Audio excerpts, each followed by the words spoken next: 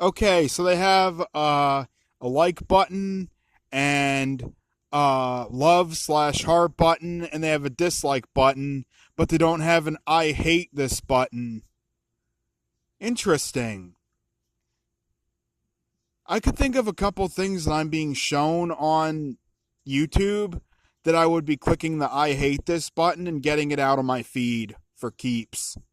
But no, manually clicking on the not interested either doesn't get it out of the feed. It just makes more of it pop up. Which, if I'm not mistaken, is a form of harassment? Wait a minute.